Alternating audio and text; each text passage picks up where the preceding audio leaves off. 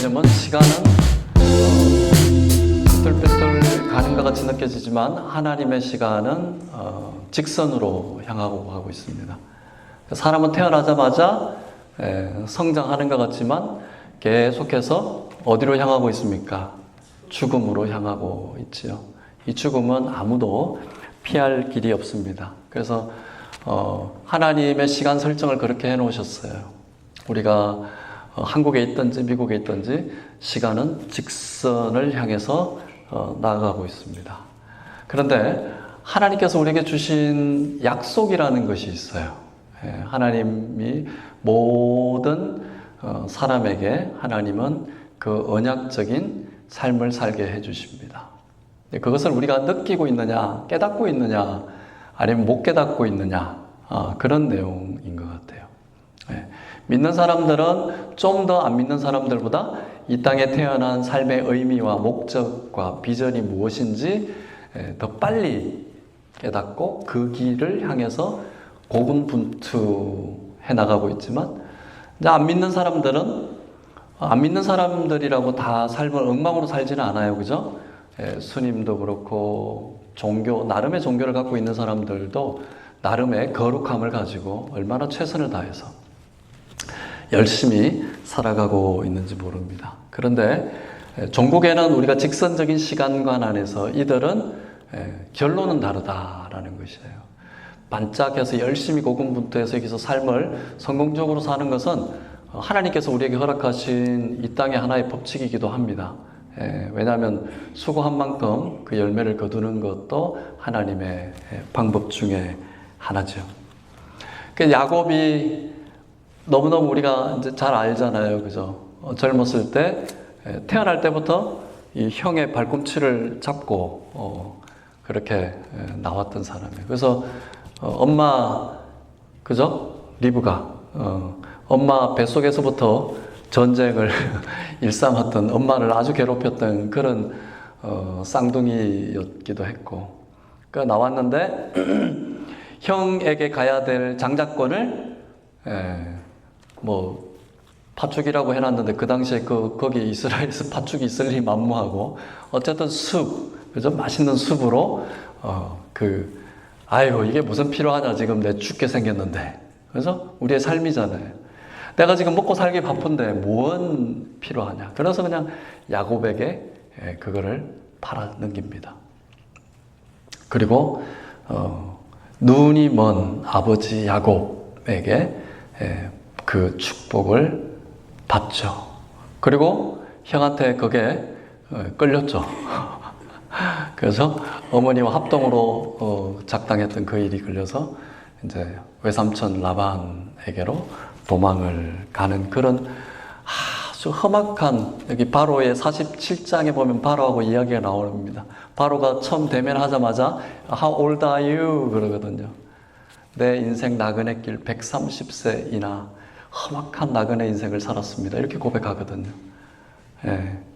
얼마나 그 얼굴에 삶의 여정이 그대로 깃들여 있으면 그 왕이 아유 어떻게 사셨습니까? 이렇게 묻는 거예요. 총리의 아버지니까.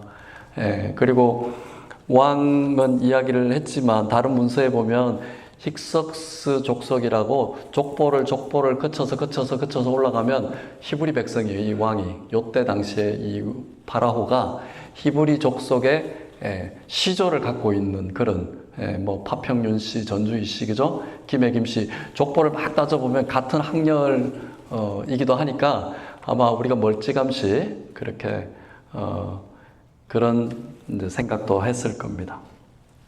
그런데 48장으로 오면요, 이제 17년을 그 애굽에 와서 17년을 살고 이제 야곱이 마지막 때를 향하고 있습니다. 그러니까 죽음이 가까이 와 있는 거예요. 그러니까 130세에 17년을 살았으니까 한 147 정도 되겠죠. 왜냐하면 요 뒤에 49장에 보면 또 형제들을, 자기 아들들을 축복하는 장면이 나오니 요때가 아마 147 그 정도 플러스 마이너스 정도 되지 않을까 생각합니다. 우리 어르신들도 마찬가지잖아요. 이제 연세가 드시고 이제 그렇게 되면 자손들에게 이것저것 젊었을 때는 이거 해라 저거 해라 잔소리했지만 이제 머리가 큰 자손들에게 가장 핵심적인 부분만 얘기를 하잖아요. 그죠? 안 그러세요? 지금도 여전히 잔소리 하세요. 먹히지도 않잖아요. 예, 예. 우리 아버지 어머니도 보니까 이제 가끔씩 한국 들어가면 가장 핵심적인 말만 하시는 것 같아요. 저희 할머니도 저 군대 갔다 올 때까지는 그렇게 미국 와서도 살아 계셨지만 긴 말 안 하세요. 제가 어렸을 때는 이거 해라 저거 해라 그런 가장 핵심적인. 야곱도 이제 마지막 때를 향하고 있으니까 이 자녀들에게 가장 핵심적인 말을 합니다. 1절 2절에 보니까 어떤 사람이 요셉에게 아버지가 아픕니다. 병이 들었습니다. 라고 전해주는 거예요. 사람 이름은 얘기 안 해요. 하나님께서 기도하는 사람들에게 이러한 소식을 알게 하십니다. 기도하는 사람에게 있어서는요, 그 사람의 마음을 깊숙이 들여다볼 수 있게끔 그 마음을 넓혀주세요.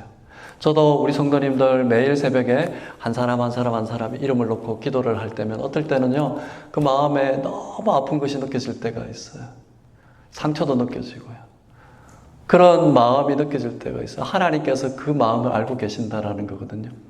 아버지의 아픈 것을 알고 있다. 요셉이 총리가 되었지만 여전히 그런 영성 생활을 하고 있다라는 것이 계속해서 48장에도 내려오고 있습니다. 그러니까 아버지가 아프다는 얘기를 들으니까 두 아들을 데리고 아버지한테로 갑니다. 그러니까 바로가 있는 곳하고 그 고센 평야, 그죠?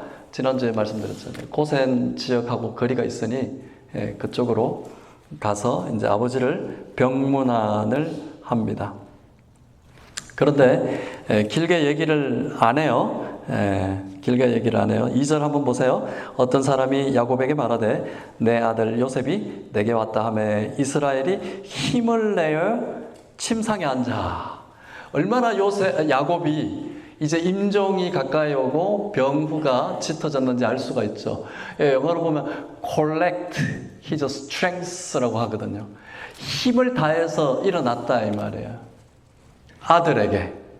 총리라서 그랬을까요? 아버지가 아이고 우리 총리님 오셨습니까? 그게 아니에요. 아들이 찾아오고 자녀 지금 므낫세 에브라함을 데리고 온 것에 야곱이 할 일이 있었던 거예요. 우리 어르신들, 부모 세대들, 자녀들에게 어떻게 해야 되는지 야곱의 모델을 한번 보십시오. 3절 보세요. 한번 읽어볼까요? 3절 시작. 이게 이르되 이전에 가나안 땅 루스에서 전능하신 하나님이 내게 나타나사 복을 주시며.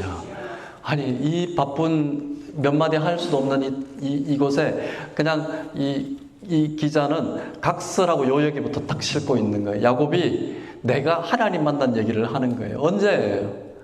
외갓집으로 쫓겨나서 리브가의 오빠한테로 도망갈 때 그때쯤이잖아요. 이 루스라는 데가 지금 어때요?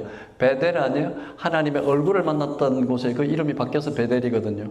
이때 인생이 얼마나 처량합니까? 돌베개를 차고 있던 거 아니에요? 얼마나 광야가 추워요. 그죠? 얼마나 들짐승들이 무서워요. 그것에서 오직 벌벌벌 떨고 있는 그 야곱에게 나타나신 분이 누구냐 하면 바로 하나님인 거예요. 그가 눈을 들어서 보니까 꿈인지 생신지 모르겠지만 기도하는 가운데 하나님 저 좀 살려주십시오. 제게 장자권의 축복을 주셨는데 이 어쩐 일입니까? 이 온 믿음이 뒤틀어지는 그 순간에 하나님께서 그의 눈을 열어서 하늘 문을 여셔서 천사들이 오르락 내리락 구약에서는 천사가 오르락 내리락 하는 곳에 그곳에 하나님이 계시고 하나님이 때로는 천사의 모습도 나타나거든요.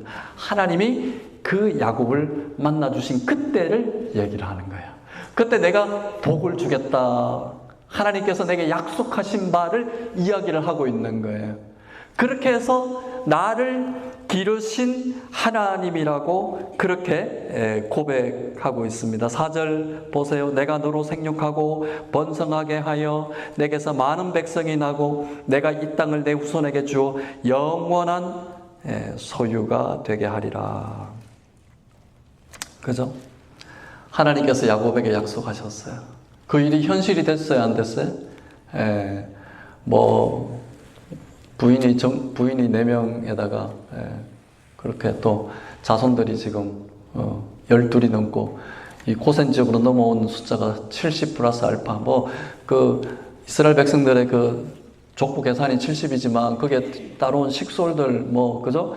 그 일하는 목동들 해가지고 얼마나 많이 따라왔겠어. 수백 명이 따라왔단 말이에요. 그게 다 야곱의 기업이 하나님의 약속으로 그렇게 왔다라는 것을 알 수가 있습니다. 창세기 28장에 보면 하나님께서 이렇게 약속을 하시거든요. 그 꿈인지 생신지 모를 때 그때 나타나가지고 내 자손의 땅에 티끌이 같이 되어 내가 서쪽과 동쪽과 북쪽과 남쪽으로 퍼져갈지며 하나님 약속하셨어요. 지금 그렇죠. 동쪽, 서쪽, 남쪽, 북쪽 다 퍼져서 이렇게 가고 있고 내가 너를 이끌어 이 땅으로 돌아오게 할지라 내가 내게 허락한 것을 다루기까지 너를 떠나지 아니하리라. 끝까지 너 인생과 함께 하겠다라는 거예요. 그 인내의 시간이 필요한 거죠. 하나님께서 내게 예수 그리스도를 만나고 내게 주신 약속이 있지 않으세요? 모르시겠으면 기도하세요. 하나님이 알게 하십니다. 하나님이 안 주셨다고요? 그럴 리 없으세요. 이 나그네 같은 이 방랑자 같은 이 야곱에게도 이런 약속을 주셨는데 하나님이 우리에게 약속을 안 주셨을 리가 있습니까? 그런데 이 인고의 세월을 이겨낸 것들을 보십시오. 두 번째는 하나님의 섭리 속에 야곱이 힘을 다해서 일어났던 이유가 뭐냐면 세대를 세워나가고 있는 모습입니다. 왜 일어났을까요? 이런 하나님의 주신 복을 이제는 내 다음 세대로 계승하겠다라는 그 선포를 위해서 이 있는 힘을 다해서 그가 일어났다라는 거예요. 그것은 바로 세대 전성이에요. 요셉이 아버지가 아프다는 말을 듣고 왜 에브라임과 므낫세를 급히 준비시켜서 데리고 갔을까요? 그 요셉은 걱정하지 않았겠어요? 얘가 분명히 히브리 백성인데 자기 부인은 누구예요? 아스낫이라고 그 이집트 그쪽 사람이잖아요. 그러니까 얘네들이 낳는데 아무래도 언어는 누구 따라가요? 엄마 따라가죠? 엄마가 계속 데리고 있으니까. 요셉은 걱정했을 거예요. 하나님의 약속도 알고 하나님의 언약도 알고 하나님께서 나를 이렇게 인도해 주셨는데 이 복을 받아야 되겠다라는 강력한 믿음이 작동했기 때문에 아버지가 돌아가시기 전에 영적으로 이 믿음의 세대를 개성시켜야 된다는 요셉의 급한 마음이 있었어요. 그래서 므낫세와 에브라임을 데리고 가자 얘들아. 할아버지가 이제 너희에게 어떤 말씀을 주실지 한번 가보자. 가야 된다. 할아버지를 만나러 가야 된다. 야곱은 그 믿음의 세대를 개성하기 두 손자가 온 것을 보고 이야기를 하는 거죠. 이들이 누구냐라고 얘기를 합니다. 그죠? 자, 보세요. 왜 자기가 젊었을 때부터 만났던 하나님 아버지를 얘기할까요? 자기에게 주신 약속.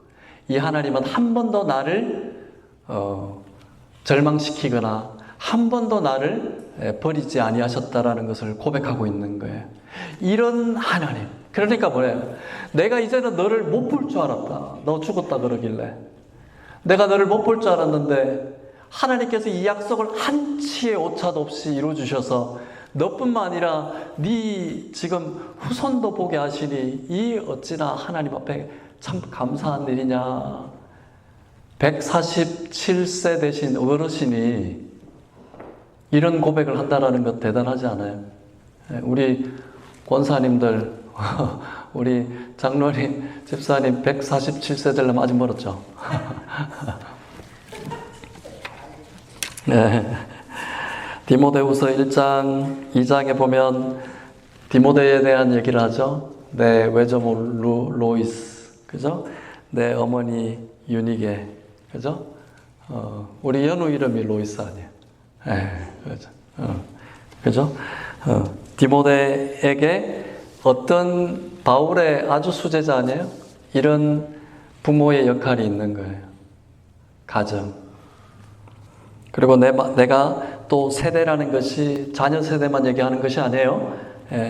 디모데후서 2장 2절에 보면 내가 많은 증인 앞에서 들은 바를 충성된 사람에게 부탁하라. 그들이 또 다른 사람들을 가르치게 하리라. 이게 세대를 세워나가는 겁니다.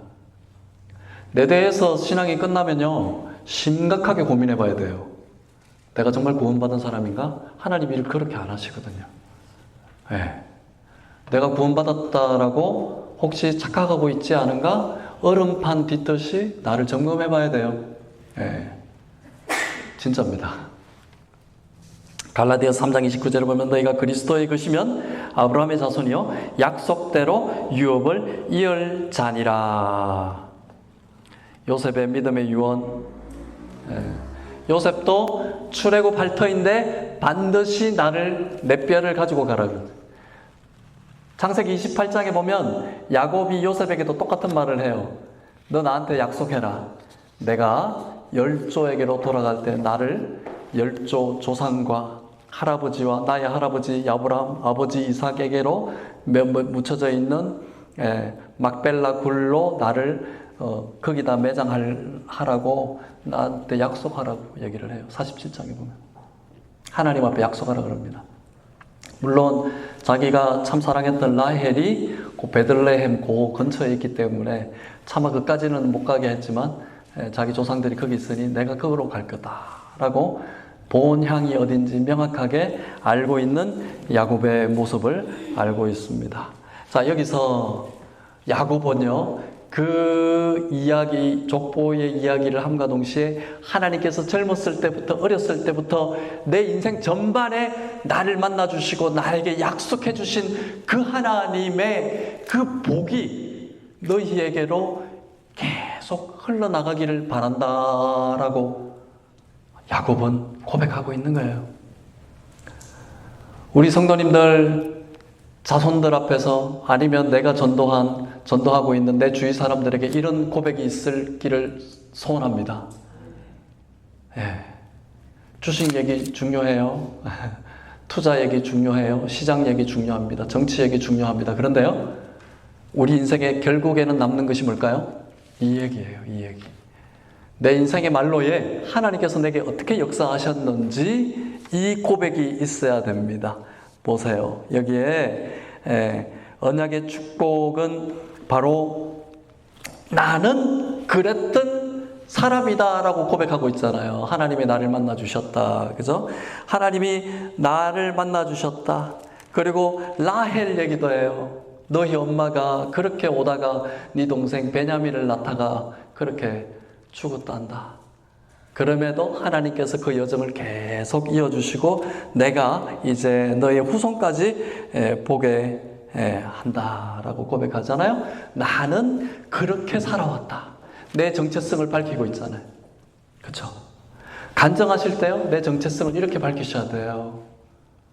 간증하실 때, 내 인생의 신앙 고백할 때요, 전도하실 때요, 선교할 때요, 하나님이 내 인생에 어떻게 역사하셨는지 그걸 테스티파이 하는 거예요. 테스트머니라는 것이 그거예요.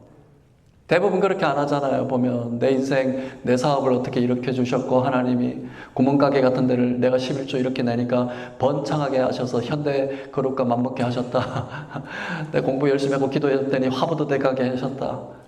이게 아니고 내 인생으로 지나오는 가운데 하나님이 나를 어떻게 역사하셨는지 그 이야기를 하라는 거예요. 근데 우리는 그렇잖아요. 간증하라 그러면 아이고 목사님 나보고 죽으라고 하세요. 이러면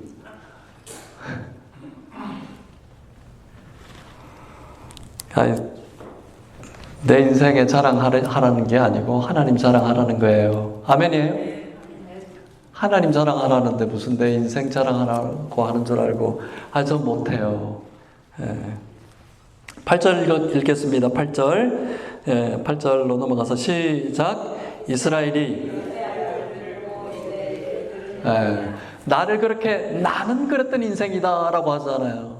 그런데 8절로 넘어와가지고 요셉이 데리고 온 두 아들을 보고 므낫세와 에브라임을 보고 몰라서 물었겠어요?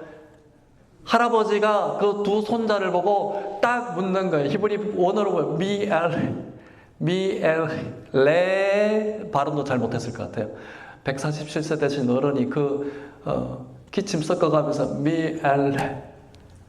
너희들은 누구냐? 라고 묻는 거예요. 야곱이 그 요셉이 데리고 온 두 아들을 몰라서 17년 동안 뭐 손주를 한 번도 안 받겠어요? 받겠죠. 이 어린아이들이 어렸을 때부터 봤을 거예요.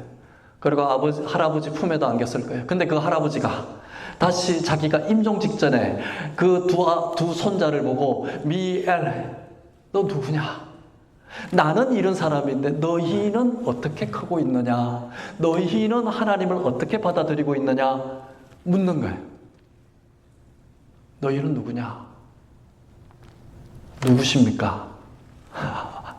우리 모두에게 해당되는 질문이에요. 누구세요? KBC 성도이십니까? 하나님 믿으시는 분들이십니까? 주일에만 믿으시는 분들이세요?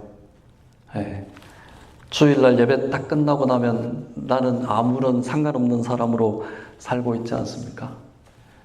신앙의 2세대들 어떻게 양육하고 있습니까? 그들이 귀찮을까봐, 그들이 마음에 안 들까봐, 얘네들 한번 그런 얘기하면 역정낼까봐 예수 그리스도 이야기 뻥끗도 못하고 계시죠. 애굽의 문화는요, 이 소치고 양치는 이 이스라엘 백성들하고는요 비교가 안 될 정도로 강남 대도시의 사람들이에요. 이 손주들이 뭐가 부족해서 할아버지한테 와가지고 무릎 꿇고 축복받겠어요. 근데 이 야곱은요 영적 권위를 갖고 있어요. 47장에 보면 바로에게 축복하고 끝날 때도 축복하는 내용이 나와요. 결코 영적으로 뒤지지 않는 이 야곱의 영성을 보여주고 유감없이 발휘하고 있습니다. 제가 누누이 말씀드리지요. 다른 사람 불편하게 할까봐 예수 그리스도 이야기 잘 못하고 있는 거 아닙니까? 저도 마찬가지예요. 우리 모두에게 도전받아야 될 부분입니다. 그런데 막판에 뭐라고 하시겠어요? 아브라함 링컨 이야기 아시잖아요. 자기 어머니가 자기 죽기 전에, 자기 돌아가시기 전에 나한테 준 거는요 억만장자가 아니라 성경책 다 낡아 빠진 성경책 하나 주고 가셨다.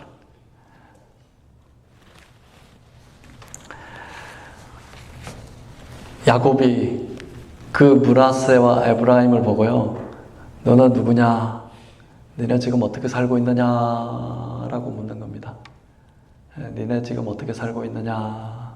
너희는 지금 어떻게 살고 있느냐라고 묻는 겁니다. 보세요. 이제는 그 일을 하고 요셉이 이제 오른손으로는 므낫세를 아버지 왼쪽으로, 므낫세가 큰 형이니까 아버지 오른쪽으로 하고, 에브라임 동생은 엇갈려서 아버지 왼손으로 이렇게 해요. 맏아들은 아버지의 오른손으로 넣고 에브라임은 야곱의 왼손으로 넣습니다. 이게 맞죠? 이스라엘 백성들은 장자가 오른손에 축복을 받고 있으니까. 근데 되게 재밌는 장면이에요. 그죠? 왜냐하면 요셉도 옷 바꿔서 큰아들 작은아들을 이렇게 아버지 앞에 오른손 왼손으로 이렇게 갖다 놓습니다. 근데 야곱도 팔을 엇바꿔서 이렇게 갖다 놔요. 그러니까 이 요셉이 아버지 그렇게 하지 마십시오. 자, 보세요. 17절 한번 읽어볼까요? 자, 시작. 오른손에 에브라임의 머리에 얹은 것을 보고 기뻐하지 아니할 아버지의 손을 들어 에브라임의 머리에서 므낫세의 머리로 옮기고자. 그러니까 요셉도 팔을 깔려가지고 이렇게 큰아들 작은아들을 아버지 오른손 왼손으로 정확하게 집어넣었어요. 근데 그렇게 오는 걸 보고 야곱도 정확하게 손을 엇갈려서 에브라임을 오른손으로 므낫세를 왼손으로 넣습니다. 그러니까 요셉이 그거를 보고 혹시 아버지가 실수하시나 생각해서 아버지 그게 아니고요, 얘가 큰 애입니다, 얘가 작은 애입니다, 이 말을 지금 하고 있는 거예요. 그러니까 이 19절에 한번 보세요. 19절 시작. 그의 아버지가 허락하지 아니하며 이르되 나도 안다, 내 아들아 나도 안다. 그도 한 족속이 그의 아우도 그보다 큰 자가 되고 그의 자손이 여러 민족을 이루리라. 되게 재밌죠? 예. 본인 스스로가 누구예요? 야곱하고 누구예요? 자기 야곱이 팔 뒤꿈치 잡고 나왔죠. 발 뒤꿈치. 예, 그죠? 에서하고 바꿨잖아요. 장자권을. 그죠? 자기 자신은 아버지를 속였어요. 왜냐하면 이삭이 그때는 눈이 멀어가지고, 예, 이삭이 자기 막 염소털 발라가지고, 형 막 냄새도 피워가지고, 너 누구냐라고 하니까 아버지가 사랑하는 저 에서입니다. 바꿨잖아요. 근데 바뀌었어요. 야곱으로 넘어오면서 야곱은 지금 이 바뀐 것을 정확히 알고 손을 십자가형으로 갖다 놓은 겁니다. 야곱은 속였지만 이 인생의 140, 100, 거의 150세나 되는 이 시기를 거쳐오면서요, 야곱은 정확하게 이 삶의 주권이 누구에게 있다라는 것을 보여주고 있냐면, 이 삶의 주권, 축복의 주권, 복의 원천은 하나님에게 있다라는 것을 명확하게 보여주고 있는 것이에요. 우리 성도님들 막판까지 영적으로 깨어 있으시기를 바랍니다. 우리의 온갖 지혜로 되는 것이 아니에요. 섭리의 원칙이에요. 뭐 특별한 여기에 이유를 대지 않잖아요. 왜 머나스입니까? 왜 에브라임입니까? 이렇게 얘기하지 않아요. 그 원리는 하나님에게 있다라는 거예요. 그러니까 우리는 이 땅에 살아가면서 모든 것을 하나님 앞에 맡겨드릴 줄 알아야 돼. 이게 지혜라는 거예요. 우리의 인생의 지혜가 어디서 오느냐, 우리의 도움이 어디서 오느냐, 하나님 앞에 있다라는 것을 선포하고 선언하는 겁니다. 그 원천이 바로 야곱에게로부터 조상세대로부터 후손세대로까지 가게 됩니다. 십자가의 모습으로 손주들에게 그 축복을 빌고 있는 거예요. 근데 여기에 보면 나중에 보시면 알겠지만 므낫세와 에브라임은 내 아들로 집어넣겠다라고 선포를 합니다. 그러니까 손주가 아니에요. 그러니까 12지파로 되어 있잖아요. 그죠? 12지파니까 나중에 보면 아시겠죠? 레위가 빠지죠. 레위는 제사장으로 그 지파계에서 빠져 그 유업을 얻는 데서는. 그리고 요셉을 빼니까 10개인데 요 2개를 어디로 집어넣어요? 므낫세하고 에브라임을 집어넣잖아요. 그죠? 그리고 나중에 여호수아서 그 땅을 정복하고 들어갈 때 보면 므낫세는 야곱이 할아버지가 얘기한 대로 정확하게 이 세대도 큰 민족을 이루리라고 얘기를 합니다. 동쪽 므낫세 반지파, 서쪽 므낫세 반지파. 므낫세 반쪽은 동쪽, 반쪽은 서쪽으로 그렇게 땅을 차지합니다.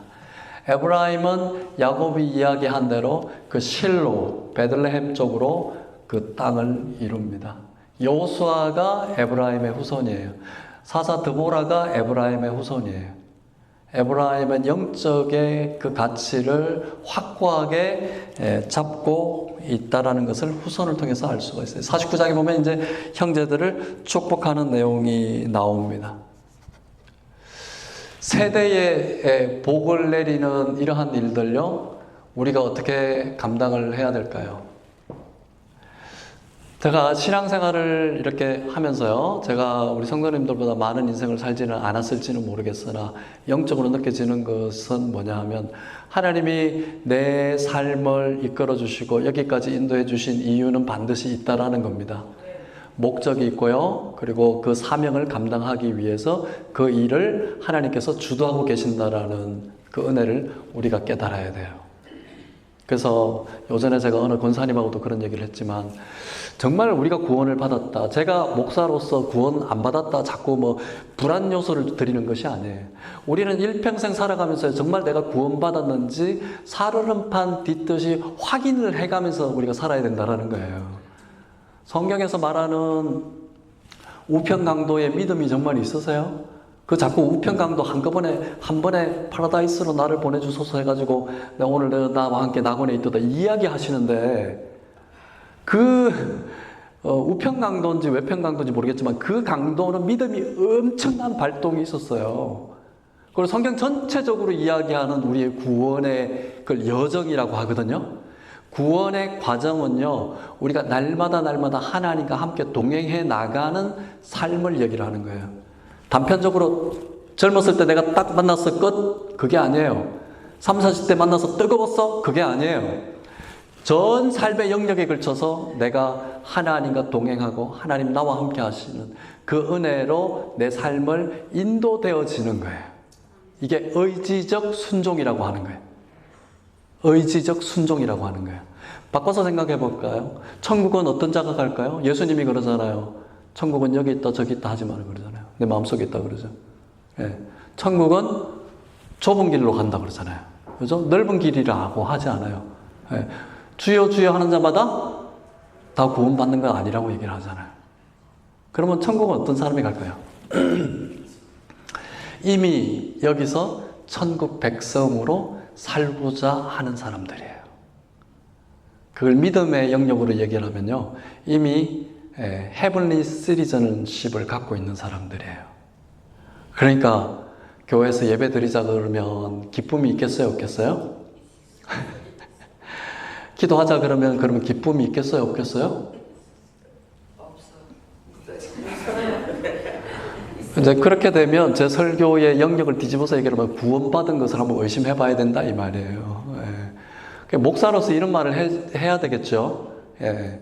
예. 다 그러니까 그렇잖아요. 우리 80년대 90년대 CCC의 함정이 뭐예요? 딱 우리 죄지었습니다. 예수 그리스도 고백합니다. 예, 당신 구원받았습니다. 이거 아니에요? 급하면 하나 이것도 쓰세요. 근데 평생 지금 신앙생활 몇 년 하셨어요? 그렇게 역사 안 하세요. 신앙 고백을 야곱처럼 끝까지 147년 동안 이상 그렇게 경주하는 거예요. 그래서 사도 바울은요, 내 달려갈 길 다 갔다라고 얘기하잖아요. 종국에는 이제 면류관 기다린다고 그러거든요. 그러니까 우리 신앙생활이 야곱에게 도전받을 수 있고 요셉에게 도전받을 수 있는 거예요. 끝까지 내 믿음을 놓치지 않는 겁니다. 믿는 것은 사는 것과 똑같아요.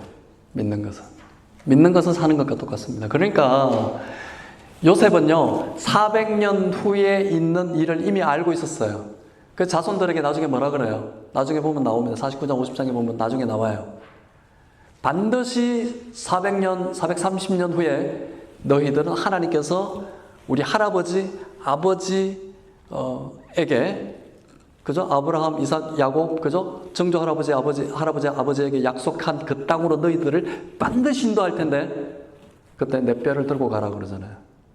그러니까 출애굽할 때 요셉의 뼈가 있었겠어요, 없었겠어요? 믿음이에요. 그죠? 미리 내다보는 은혜의 믿음. 그렇죠?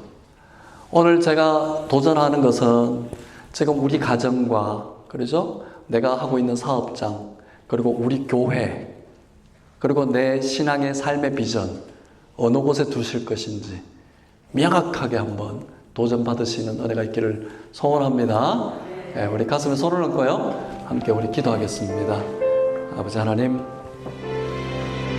은혜를 베풀어 주시옵소서. 주님께서 역사해 주시옵소서. 아버지 하나님의 능력으로 하나님 우리가 함께하기를 원합니다.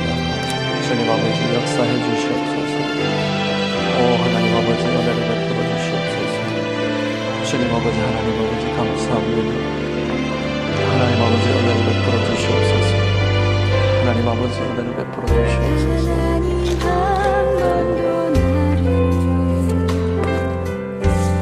하나님께서